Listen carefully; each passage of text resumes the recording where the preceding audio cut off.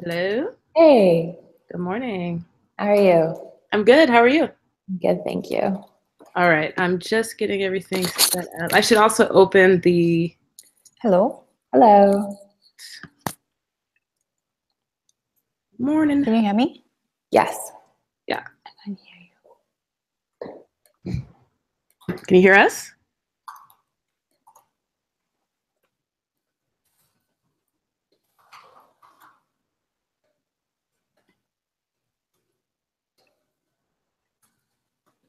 Can you hear me? Yep. Yeah. Oh, I can't hear you. I'm gonna restart. Okay.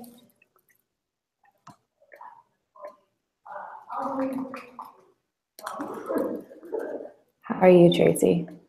Other than Doing well. It's a bit early, but it feels good to be up. I appreciate your optimism. Yeah. Is it starting to get cold out there now? It's down below 10 Celsius, so Yeah. It's time. it is.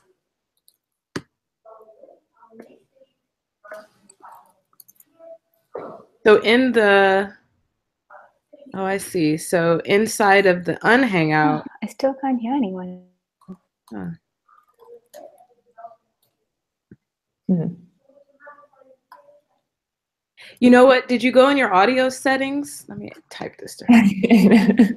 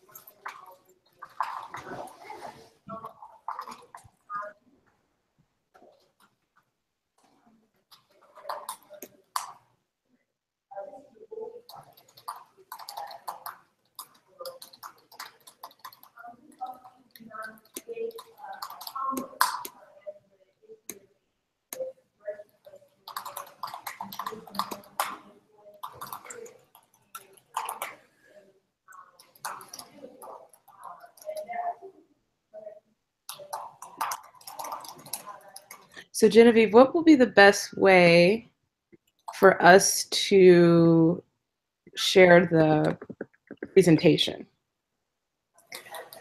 So you can just share your screen. If Okay. you go onto screen share, it's a green button on the upper left-hand side of your screen. Okay. Um, that's the easiest way. Okay.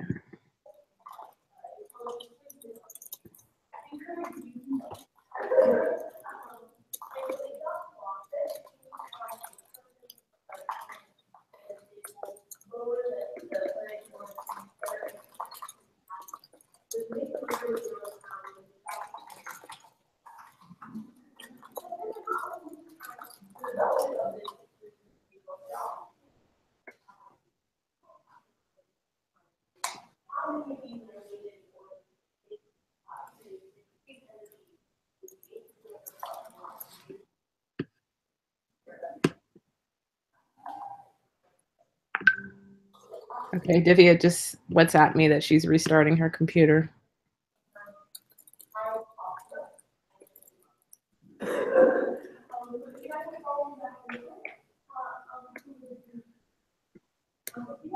Okay. We usually give it a few extra minutes, people Okay. to be a few minutes late. So this is a very interesting like setup you have. Do you use Google Hangouts in the unhangout because that's the way that you're able to record? So you're supposed to be, as I understand it, able to broadcast directly through Unhangout, but that functionality has not been working because of some Oh, okay. Jitsi. Uh-huh. So we've been using this as a sort of loop around. The breakout room thing is really unique. I'm like, yeah, this is good. I think I've never seen anything like that. I'll have to tell. The product manager is actually on the event right now. I'll have to tell her that, because I think that's also what they think. That's the value add there. Right. So you guys built this specifically for your needs? Yeah, Philip would know more about that, but as far as I understand, that they wanted to do something that more similar to an unconference and let you have some of that. Yeah. Yeah, it's pretty awesome. She says it's pretty awesome. I can hear She's excited about the break. I mean, I'm like, I have no idea how this dance is gonna happen all together in the unhangout, but yeah. I trust. I mean, that's one of the challenges that we, like the kind of, there are still too many moving pieces trying to do this. And one thing, I know you've already discussed this, but people tend to forget to do it. The video that's embedded in the unhangout interface, yeah, you have to mute it, otherwise you get terrible feedback. I'll have to do that. It's not running yet. I'll start broadcasting in okay. too, but once it does, you'll want to mute it. Yeah, you can embed it before you start. I did embed it, but I've not. I don't see it yet. It's not in there. Oh. Darn it. Okay. Weird. I definitely did that. No. Yeah. All right, I see it now come up. So you're saying that I'll have to mute on that screen? On the Unhangout event, I'm going to push broadcast in a minute. Okay. See if you can actually go there. Oh, you can mute it right now. If you go, click on it. If you click on it. Okay, got it. It's muted. Cool. You want to mute you? Yeah. Okay, we'll just wait for Divya and then we're ready. She said she's almost here. Yeah, no worries. So I have some like small opening remarks, but I'll just take a minute or two and then we should be able to go from there. And how many folks are you expecting today? Yes, I'm here. I can hear. So we're up to 31 right now. Okay. We have been getting up to 50, but it might be less because people that didn't complete the chatbot challenge may not feel welcome or able to call back in, although we've been encouraging them to. So. Okay. All right, Divya, yay, you made it. Yes. Awesome. You can hear us? Hi. Yes, I can. So the one thing we were just saying to Tracy is if you can go onto the Unhangout site right now, if you guys want to yes, I am in the chat and then mute the video, which I'm going to start playing in a second because there's a slight delay. So you'll get feedback between this video and the one playing in Unhangout, if that makes sense. Yes, so should we mute one of the videos? Mute the one on the Unhangout platform. Oh, okay, wait. Okay, I'm going to start broadcasting and then okay, yeah, I will go from there.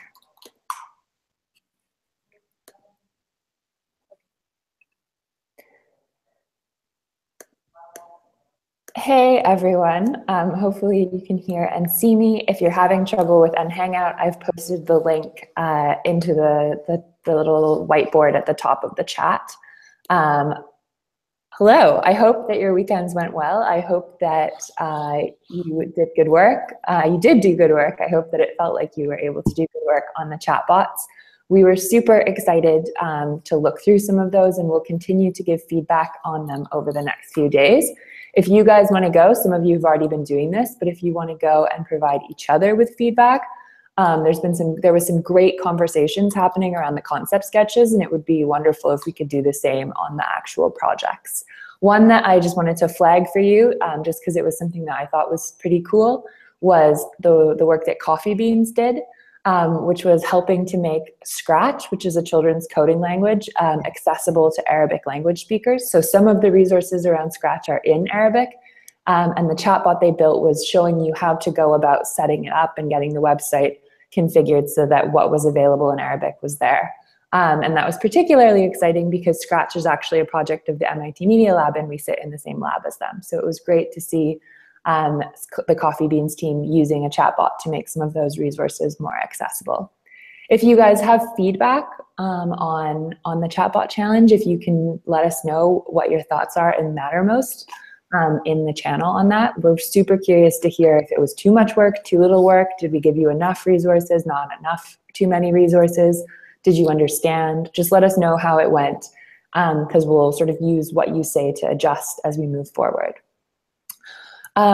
If you weren't able to turn something in and you wanted to and you're still interested in being involved, you're more than welcome to be here today. Ping me on Mattermost, and hopefully you can get something into us, but we can talk about how to move forward on that. So we're on to our second challenge, which is focused on human-centered design and how we can use existing technologies as learning tools. An email went out on about this challenge yesterday, which you should have gotten. All of the resources are in the Challenge 2 folder. You're going to need to pull that into your team workspace just as you did with the Challenge 1. You can either go back and check that email again, or we will post the resources letting you know how to do that in the Mattermost after this. But all of the resources for Challenge 2, the deliverables, etc., and some resources around human-centered design are in the folder on GitLab, and I'll post a link to that in the chat in a minute. Today, we have two very special guests joining us. I'm going to turn this over to them shortly. They are from Ideo, which is a design firm. I posted a video from their CEO on the Mattermost yesterday, so hopefully you were able to see that. And our guests today are Divya and Tracy, who are going to be giving us an introduction to human-centered design and helping us think through how this can be a useful framework in approaching design problems around refugee learning and educational technology for refugee learning. So with that, I am going to turn it over to them. Great. Can you all hear me okay? Welcome and thank you so much for all being here on this call. We're so excited to be able to be part of this session and work with all of you.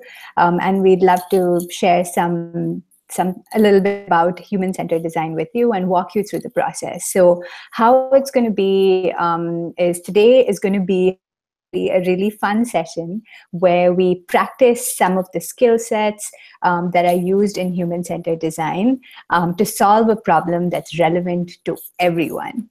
And then tomorrow, we will take all the skills we've learned and apply them to the challenge at hand, which is designing for refugee learners and refugee classrooms. So today we'll have some fun exercising some creative muscle and hopefully all learning to become human-centered designers.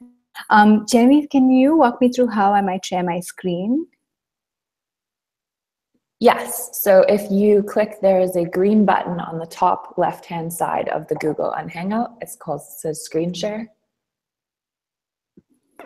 Got a little arrow on it.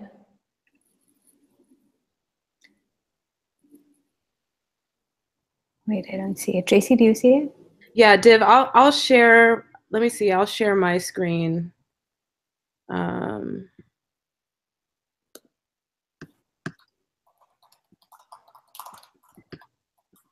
All right. Perfect. Great. Are you able to see? Yes. Awesome. Okay. I don't know if I should go in full presentation mode. I guess I should. Yeah. Does that work? Could. Yeah. Yeah. Perfect. Okay. So part one, as I mentioned, is today, and Sorry. Oh, sorry. no. Oh no, never mind. It's fine. It glitched for a second, but we're golden. Keep going. Okay, great.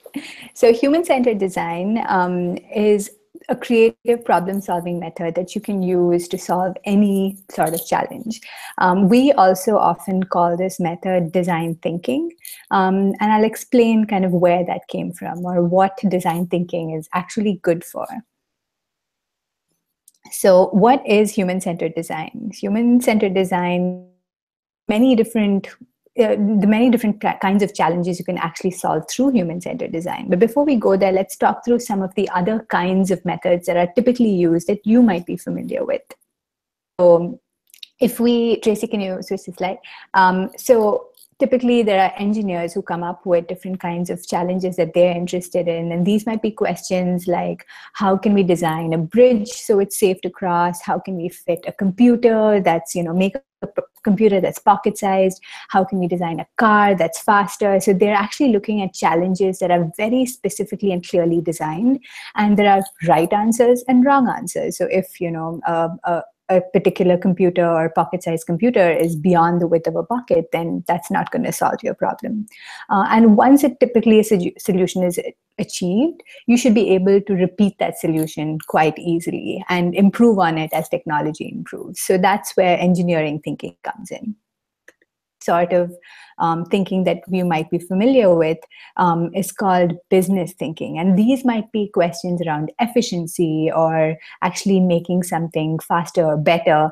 And those might be questions like, how might we diversify our revenue? How can we make resources more efficient? How can we reduce the cost of production for a certain product or technology? And these kinds of solutions typically fall around the themes of optimization. So like making something a better fit for a certain context. Thinking actually comes into play, and where we actually would like to work with you guys is around more open-ended and complex challenges. And the common theme you'll see in all these questions that we're going to be talking about is about solving around human needs, which often, change over time. There might be questions around how might we reduce the stigma around people living with disabilities? How might we reduce food waste? How might we find employment or learning opportunities for young people? And these are all about what people need in that specific context that they're in. So these types of questions we feel are best for using the human-centered design process, or what we call design thinking. So how we describe human-centered design thinking, human-centered design or design thinking, is typically a process and a mindset. And what we mean by this is that it's not only important to know the steps by which you're, getting to the solution, but also the way in which you're framing your thinking, like how you always putting the user's needs in front of everything else. How are you keeping an open mind? And we'll walk through some of those mindsets together. But remember that both these parts are important. Let me walk you through the steps of the process. And this is something that it might feel complicated right now, but it'll be very easy once you start practicing them. So we have 5 steps in this process. The first one is called empathize. And this step is really about putting yourself in the shoes of other people, or really trying to see the world through their eyes. The next step is called synthesize, and that is to of everything that we've heard. So suppose we go and speak to people, they might tell you a lot of things about their lives. And what you want to do is like narrow that down into something that's useful to you and useful for your problem solving. The step after that is called ideate. And this step is really about coming up with a lot of ideas about how you might address the challenges and the problems that people told you about. Then we move into prototyping, which is to quickly make ideas tangible or bring those ideas to life. And then we might go back to feedback, which is a way to again build empathy through getting the feedback of people who might use those products and services. So it kind of completes a full loop. This process is what we'll be walking you through today, super quickly, and it'll be a lot of fun. But let's walk through the mindsets really quickly that I invite us all to embrace during this session. The first one, keep an open mind. You might be a little skeptical about the process or not understand where it's going to lead, but keep an open mind. Believe it's possible. You might not consider yourself a creative person or a designer, but everyone is creative in their own way, and everyone has the ability to use this method. Team up, and we'll be putting you in smaller teams to work on today's challenges. So enjoy collaborating with other people. I know that comes naturally to all of you. and embrace mistakes. In the human-centered design process, we always talk about how failure is a way to learn. So if you actually if something doesn't work, it's actually a huge learning on what might work. So embrace mistakes. So for the first activity, we will be pairing up. You will see multiple breakout rooms, and each breakout room has only 3 people, and one of those people will be a moderator, or one of us. So find a breakout room that has somebody, or like head to a breakout room, but try and go to a breakout room with somebody you don't know. So somebody from the Refugee Learning Accelerator program that you might not know of, from another location or from another team, but try and go into groups of 2 with somebody you don't know or you're not familiar with. And once you do that, we want you to do one thing. So we'd like you to, I hope you all have a piece of paper and some kind of writing instrument in your hands. When you see each other in the breakout room, quickly make a sketch of the other person and hold it up and show it to them. The trick is to try and do the sketch without lifting your pen or pencil off the paper, so in one continuous line, if that's possible, and show each other how you see each other through the screen. Is everyone heading to their breakout rooms? Any questions?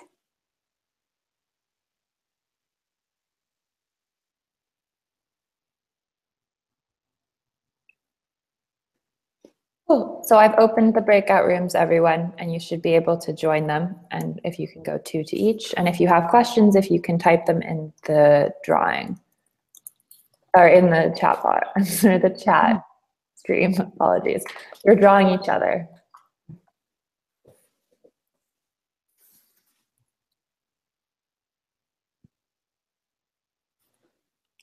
So 2 people per breakout room. If you see they're all ready to, find another room.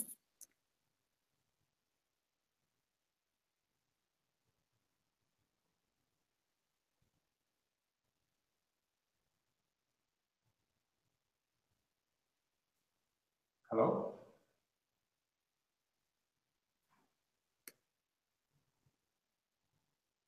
Hi, how are you? I'm good. Okay, so let me get my pen and paper ready.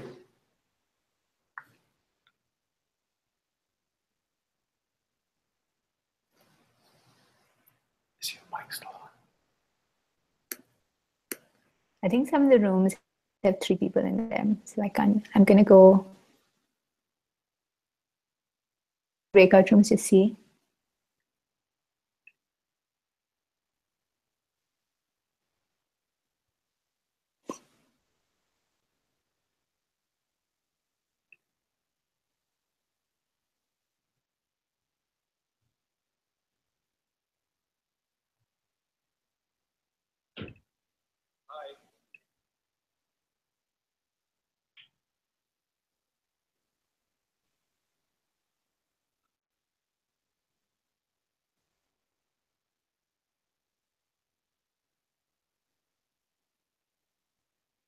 Hi, I'm just I'm just here to see how it's going.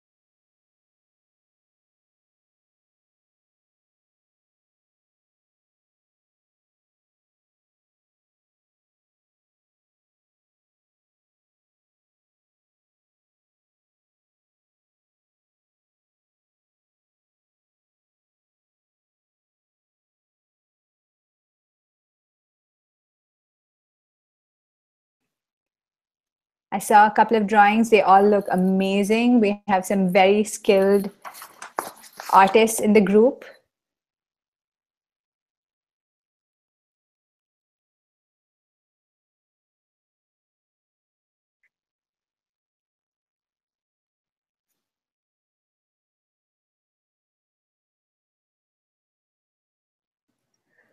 Divya, tell me when you want them back in the lobby.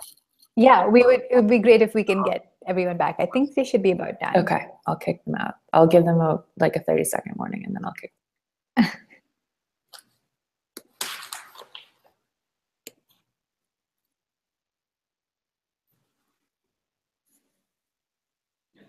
I hope so, yeah.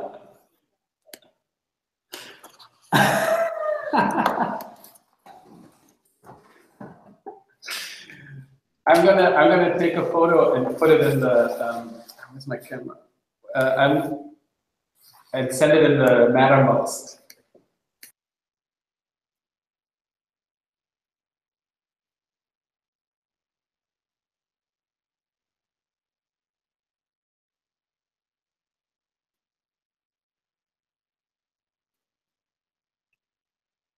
Okay, see you over there. Okay, Divya, I've closed Thank the you. breakout, Nice so they should be coming back to the lobby. Awesome. Tracy, do you take me from here? Hear me? Yes, Tracy, we Okay. can hear you. Okay, just making sure. Yes, See you. loud and clear. Okay, good. So today we're going to focus on a challenge that is unrelated to learning in the refugee context, just to really familiarize ourselves with the human-centered design process. So the challenge that we're going to be focusing on today is how might we redesign the morning commute? This is something Divya and I spoke about, and we figured that each one of us has some sort of morning commute. It could be that you're going to work. It could be that you're dropping your kids off to school in the morning. So we're going to really focus on listening to each other's challenges when it comes to the morning commute and seeing if we can redesign solutions to help make our morning commutes more smoothly, more easily. So the first step, as Divya mentioned when she was going over the steps, is to empathize and really put yourself in someone else's shoes and see the world as they see it.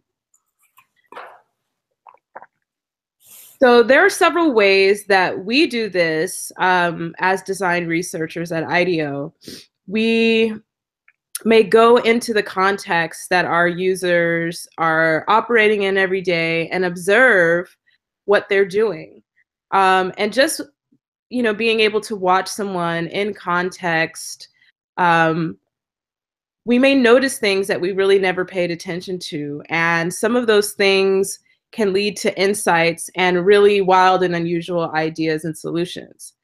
Another thing that's really important that we do is we interview people. We really get to know the folks that we're designing for on a deeper level. And that can come in the form of a one-on-one interview. It could also come in the form of a focus group, but we really sit with people and talk to them and ask them really open-ended questions about their experiences. And we'll get a chance to do an interview tomorrow. And another method that we use is immersion, where we really spend time with people that we're designing for in their context. I've witnessed really interesting ways that design researchers have done this. One of our colleagues was designing a solution for a hospital, and she checked herself in to the hospital as a patient to really understand and gain more empathy for what it feels like to be admitted to the hospital. So we're going to head back to the breakout rooms. And the first thing that you're going to do is you're going to interview your neighbor. So we have these worksheets, and if you've printed it out, great. If not, you could just pull it up and take down notes on a regular piece of paper. What you're going to do, 5 minutes each, you're going to ask questions, listen, and take notes.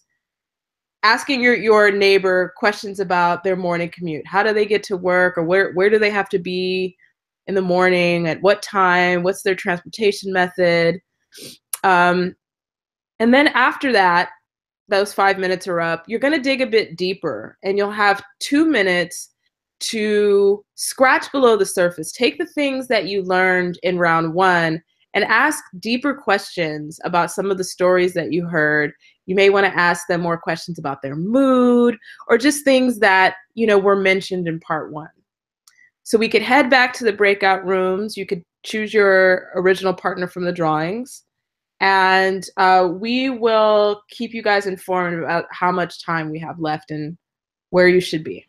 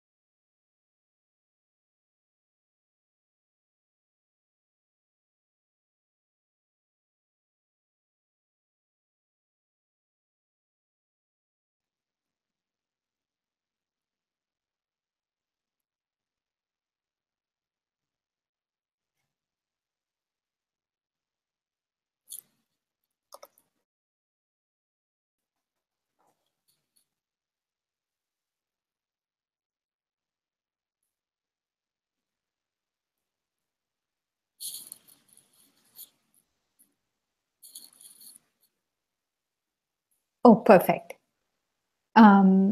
Tracy, when do you think they should switch? It's like 5 minutes each, is it? And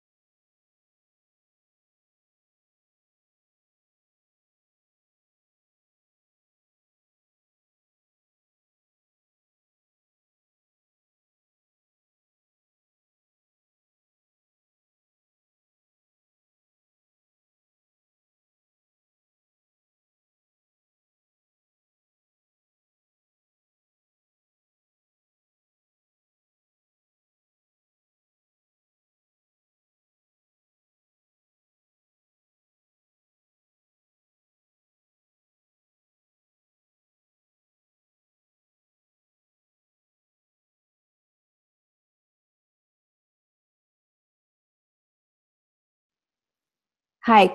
Okay, you can all hear me now. How was that? Did you all have a chance to ask each other about their morning commute? Do you want to type in into the text pad? What are some of the things that you heard? Is there something that you heard that was unexpected?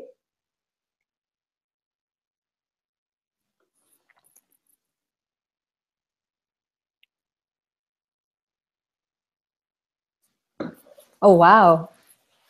Anything else that came up that, is somebody's morning commute completely different from yours? Did it surprise you?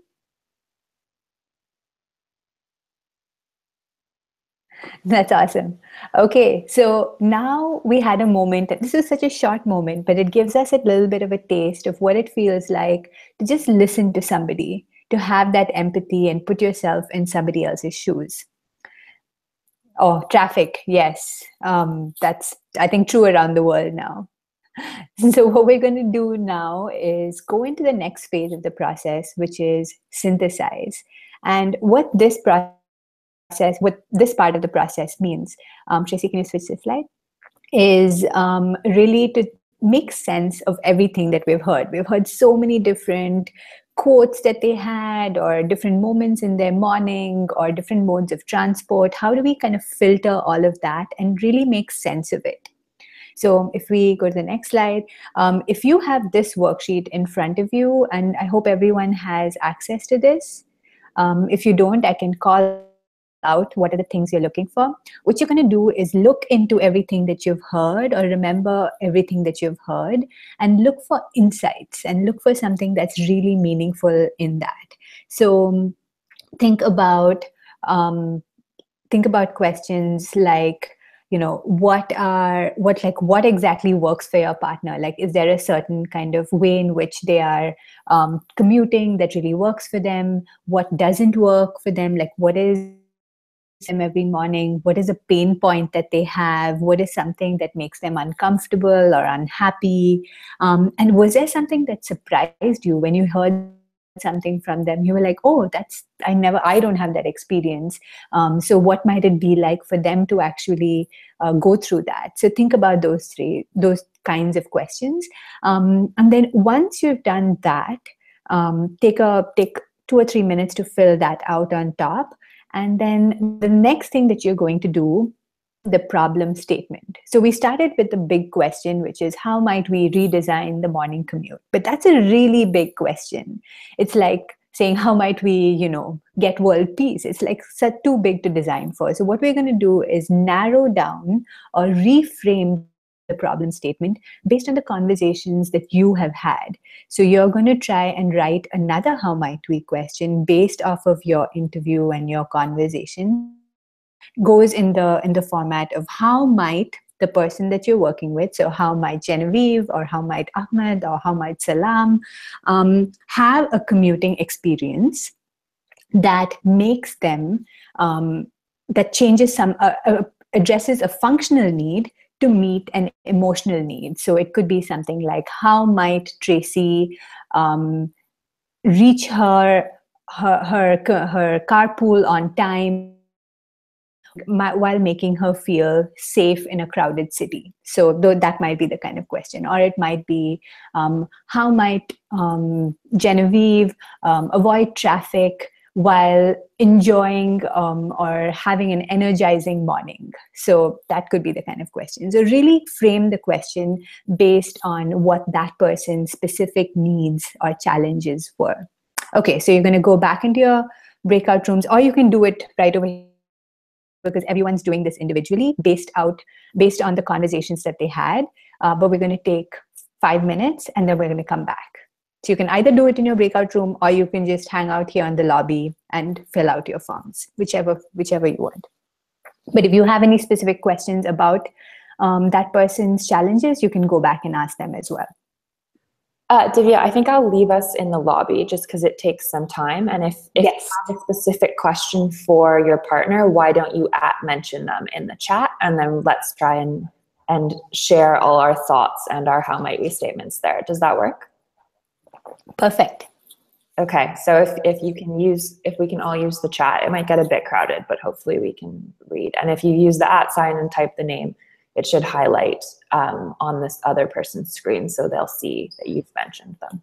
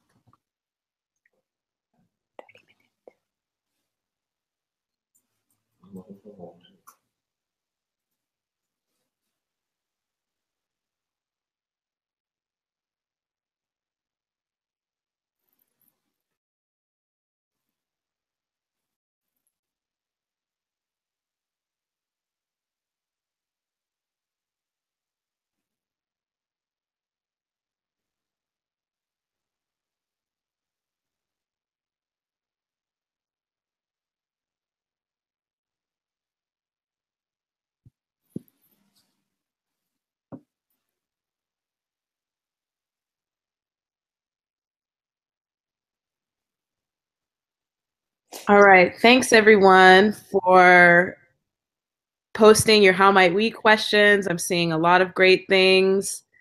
Go ahead and post your question if you haven't already. But we're going to move on to the next step after synthesis, which is to ideate. So now that you have a solid problem statement, how might your partner have a commuting experience that does something that makes them feel a particular way? Now is the time for us to really generate some ideas that might solve that problem. So ideation is a way of just saying brainstorming. It's coming up with a lot of ideas, being super generative. And to sort of warm us up, we're going to do a quick activity where you are going to take a blank piece of paper and you're going to draw 30 circles on the paper. They could be pretty small in size. So draw 30 circles on your paper. And I'll give you about 30 seconds to do that, just blank circles. And then in a moment, I'm going to tell you what you're going to do with those circles. And this is just a way for us to get our creative juices flowing and get into the practice of generating a lot of ideas, a lot of creativity without censoring ourselves and really pushing ourselves. Even when you think you don't have an idea anymore, you're going to keep coming up with ideas. So hopefully you've got your 30 circles drawn. Now what I would like you to do is I'm going to give everyone 2 minutes on the clock. And in those 2 minutes, I want you to draw as many things inside of those circles as you could possibly imagine. All right, so every circle should be filled up with some sort of illustration. I'm not going to give you too many rules. You could do whatever you want with the circles, but the idea is when the 2 minutes is up, that every circle has something on it. All right, and you may begin.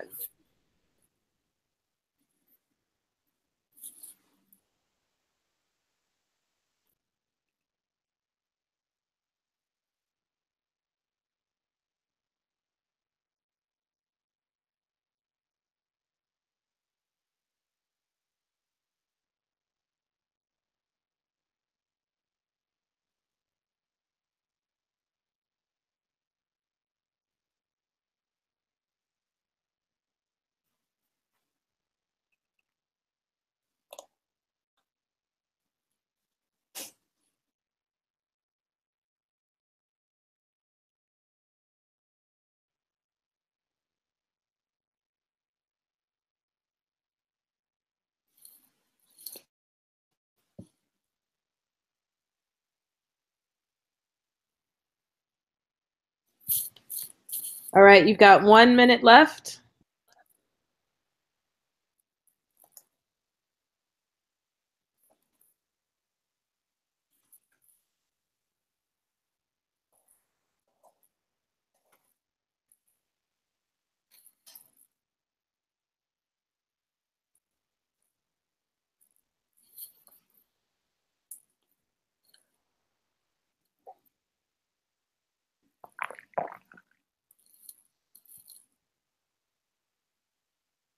30 seconds.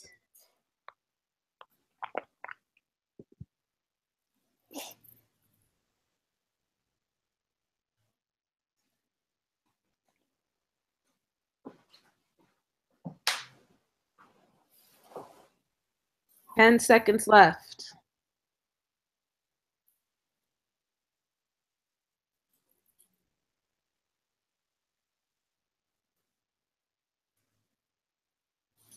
All right, time's up.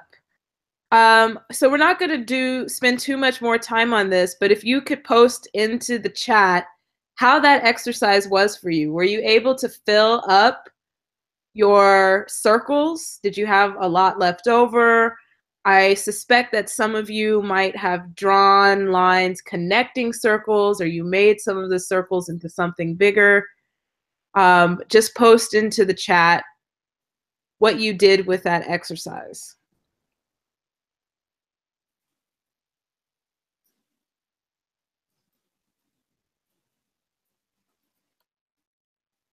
All right, so I see pizza,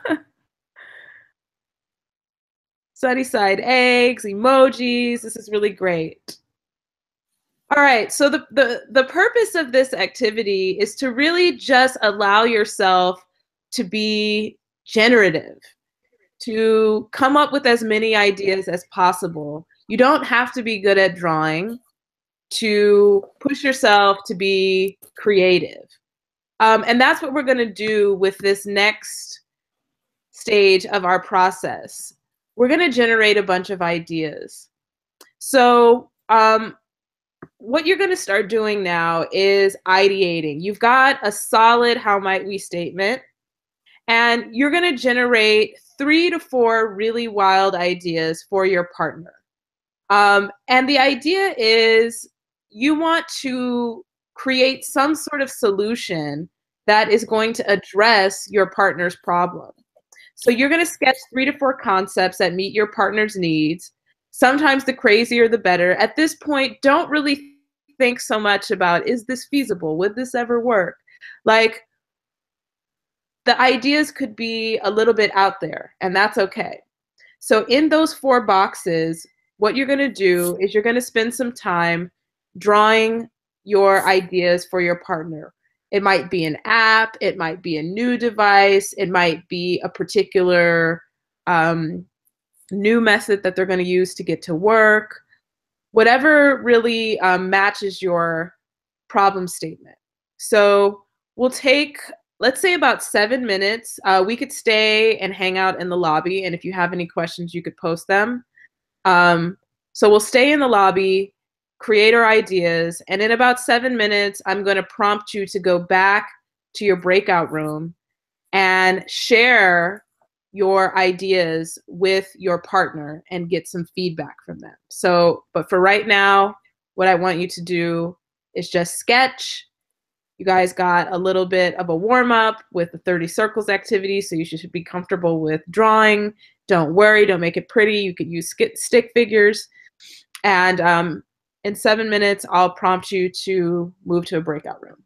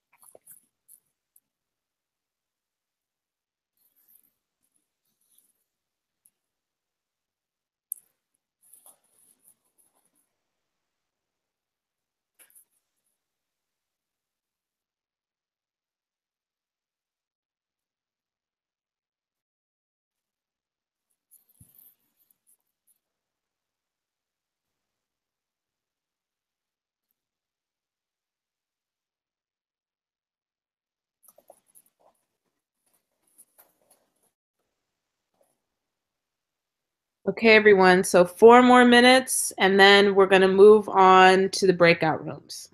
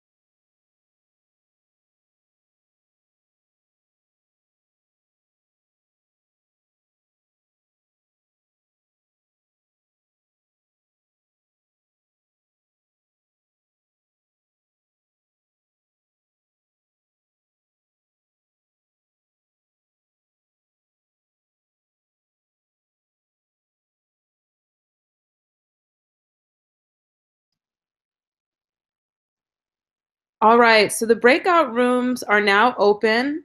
Um, what I see is people are coordinating through the chat to find a breakout room to go back into with their partner. So now that's what I want you to do is head back to a breakout room, and you're going to share with your partner uh, your ideas and capture their honest feedback. What do they like? What kinds of suggestions do they have?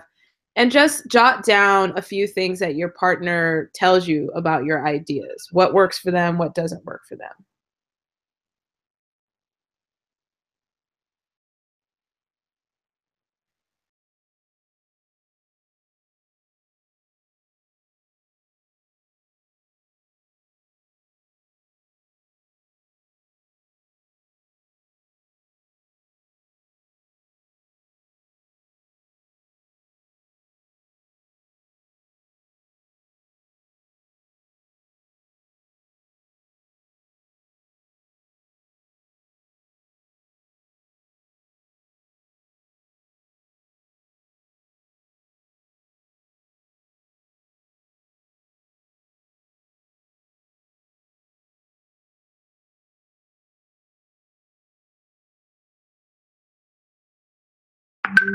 So just to note, we'll be in the breakout rooms for about 5 minutes.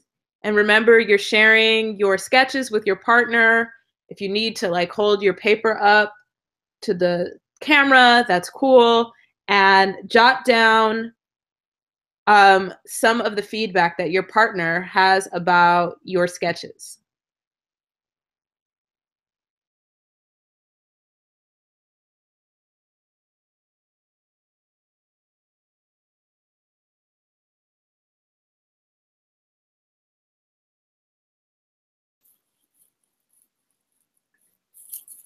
And remember to ask them not only if they like it or don't like, they like about it, or what they would change, or if there is a certain aspect of it they like. Try to get a little bit of detail around their reaction.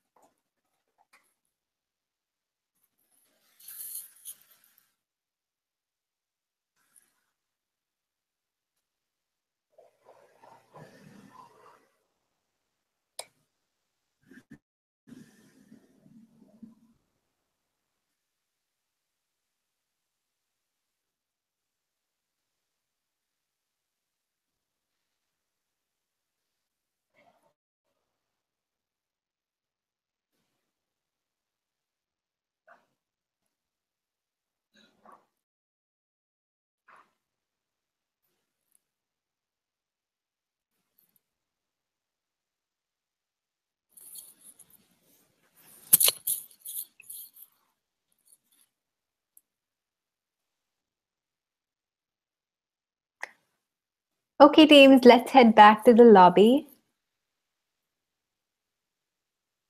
for the.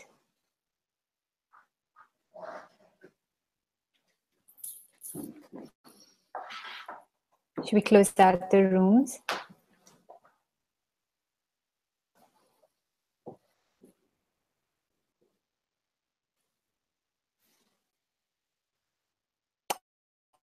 Okay, welcome to our last phase of the process. Tracy, do you want to share your screen? I'm just going to put my camera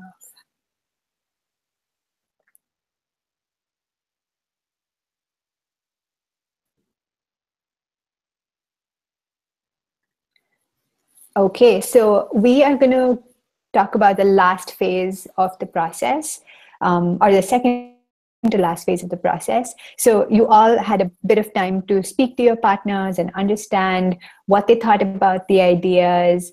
I see some interesting ideas about a bicycle going. But what you're going to do now is to prototype ideas, and is bringing your idea to life in a very light or easy way. It's a way for you to actually make your ideas tangible and put them out in front of people. The ways we typically prototype when we have to bring ideas to life is through either creating, a physical product or thing, but material. So we might, make a virtual reality headset, but it might be on Post-its and like sticky tape. So you don't have to commit to investing a lot of resources or money. You can actually make something quite scrappily with materials that you. The other way in which you can prototype is a role play or a skit. Like you can actually this new scenario or this new world in which your idea lives. So you can have people act differently, use different devices, and you can see how that idea plays. The way in which we're going to, and this is the one we're going to be focusing on today, is a storyboard or a brochure. So it's some visual and it's in 2 dimensions, but it's a way to actually talk about a new product idea or a service. So this idea for this phase of the process, what we're going to do is brochure or a storyboard of the idea, the new product or service or experience that you have for your partner in your prototyping sheet. So you're actually going to advertise or the way in which this product is used. So you're going to bring it to life, and we're going to do one more last round of feedback before you have your final ideas. Okay, so you can do this again here in the lobby. I'm going to do one last round of feedback with your teammates. But let's see how time goes. If we don't have time for the last round of feedback, we can end with this. But take maybe minutes. Let's start with 5 minutes to bring your idea to life. So a product brochure or a storyboard that shows how your idea works, or what is the cool new that you have designed, or how is this really special, and how does this meet the specific needs of. Or that's what we're going to do. Great.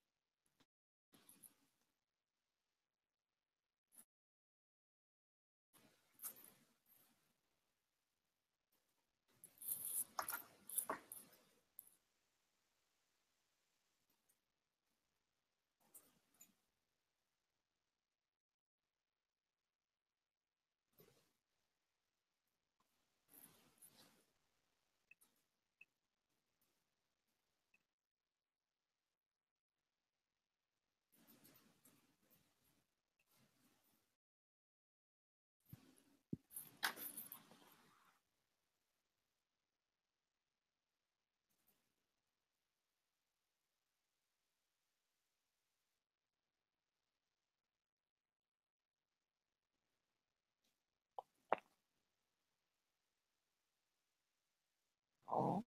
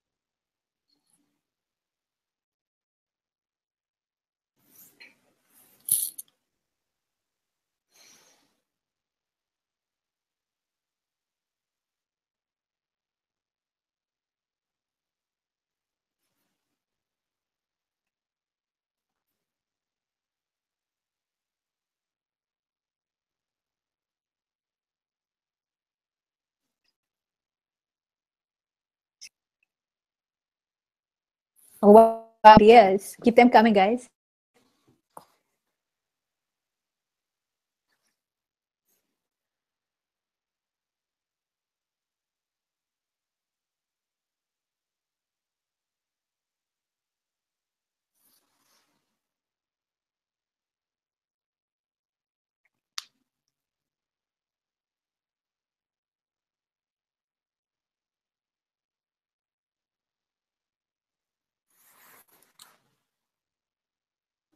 Okay.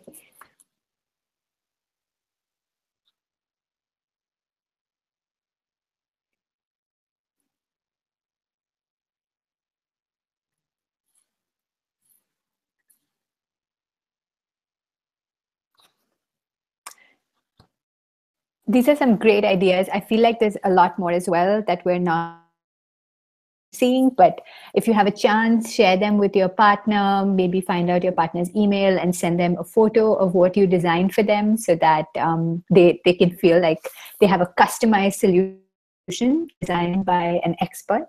And yeah, I see some of you are thinking of starting Kickstarter campaigns. Great idea. Let's get started on that. Let's make this a nice for us while we're actually solving another problem.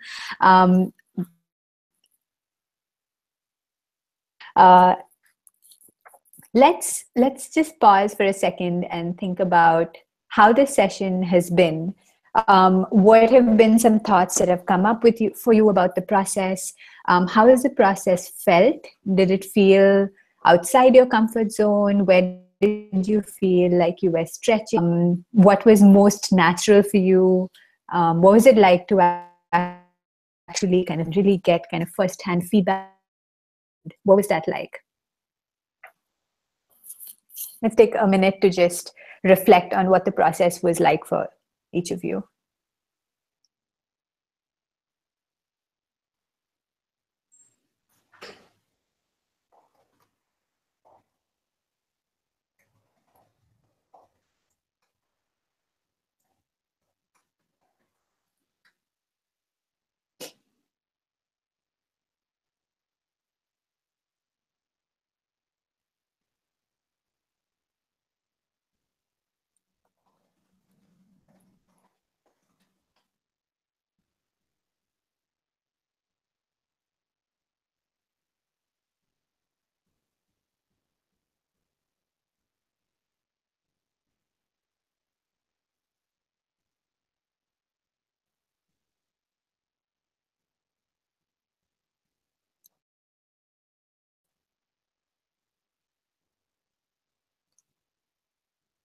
Anyone want to share how the process was like?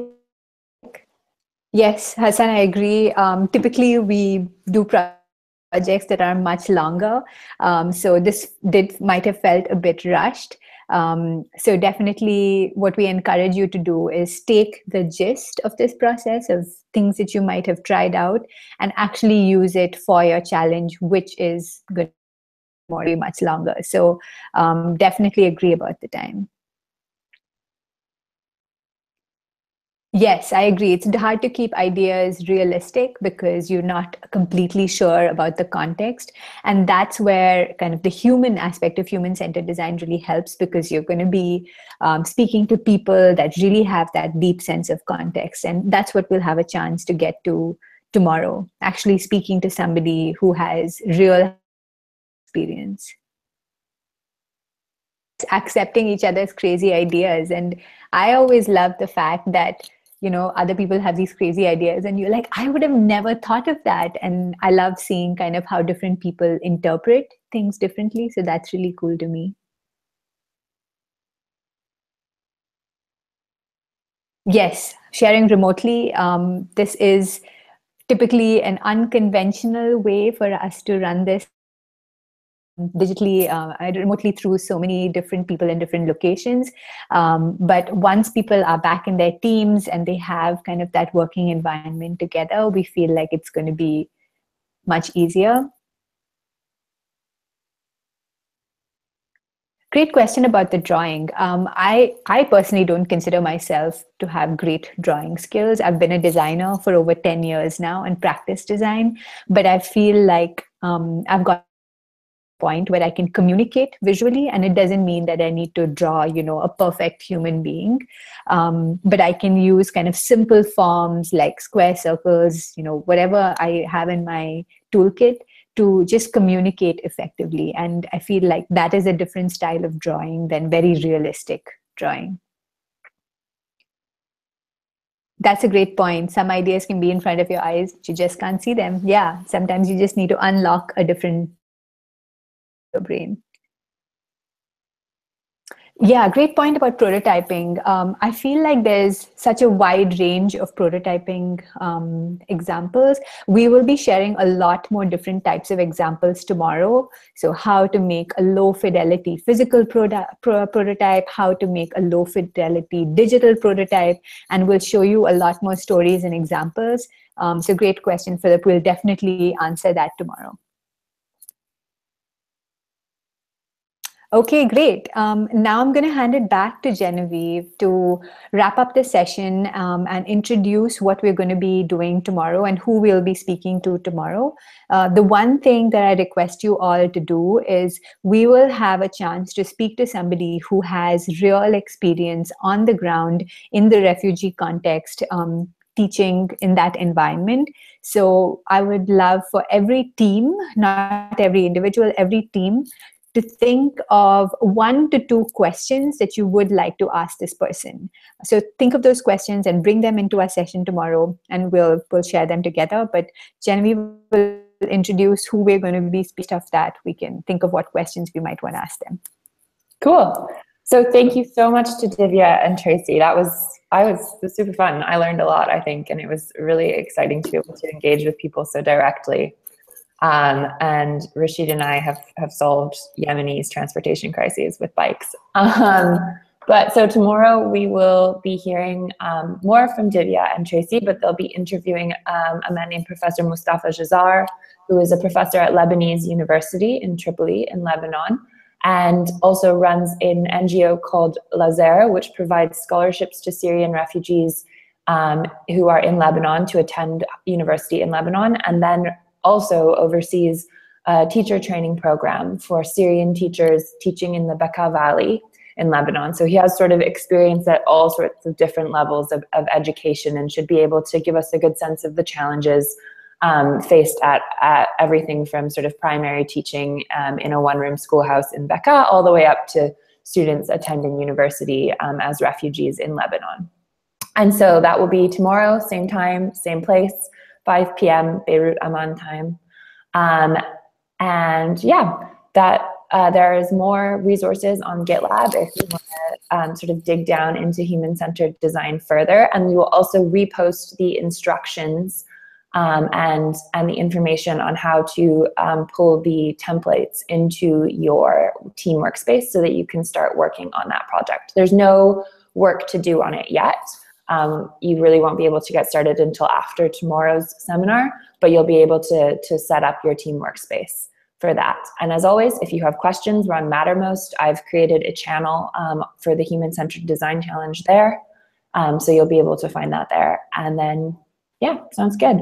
Looking forward to seeing you all tomorrow. And a big thank you again to Tracy and Divya. Thanks, everyone. It was great meeting you and looking forward to continuing tomorrow. Same. Thank you all for enjoying the process with us, and see you all tomorrow. Bye, guys.